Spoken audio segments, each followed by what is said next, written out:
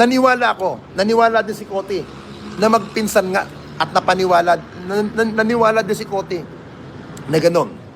Ito na, kung di ako nagkakamali, kumuha siya ng 3 manok doon. 3 manok na panabong. Magagandang klaseng panabong na manok yung nakuha niya. Siyempre, bayaran na, magbabayad na rin siya. Kung hindi pa ako nagkakamali, iniwan namin yung farm ni Kote, iniwan yung manok, kumuha siya ng pera sa M. Holier. M. Holier, kumuha siya ng pera doon. Parang meron siyang ni-receive na padala. Now, ang ginawa ko, iniwan ko na. Iniwan ko na siya. Sabi ko, kuya, uwi na ako. Kasi kinabahan ako sa kanya, may daladalang Armalite, may dalang 45. Baka mamaya walang papel ang tarantado, pati pag ma-checkpoint yun, madamay pa ako. Siyempre, sakay ako doon.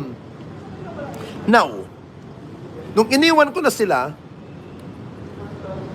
ang pagkakaalam ko, bumalik sila sa bahay ni Kote. Nung bumalik, kinuha atang manok. I don't know kung nagbigay ba siya ng down payment. Wala akong alam doon. Pero, kinagabihan, tinawagan ako ni Kote na ang sabi niya sa akin, ninyo, si FLM kumuha ng manok sa akin. Kumuha ng manok. Sabi ko, ilan pong manok kinuha? 3. Hindi pa siya nagbabayad ninyo. Hindi pa nagbabayad. Si Francis Leo Marcos na kaibigan natin. Sabing gano'n sa akin ni Kote. Sabi ko, kuya, baka wala lang siyang dalang pera. Sabi ko, baka wala lang siyang dalang pera. Siyempre, alam naman natin, ang mayayaman, hindi nagdadala ng pera. Ano yan? Cheque yan, sabi ko gano'n. Pero nung time po na yun, nung dinala ko siya kay Kote, kung di ako nagkakamali, nabigyan niya pa ako ng 30,000 peso.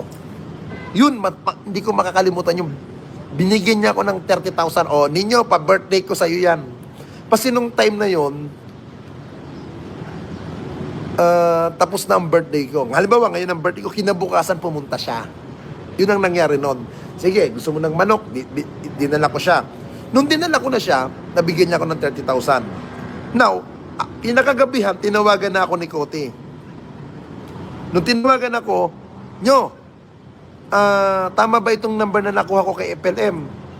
Kinonfirm ko, saka yung binigyan niya sa akin.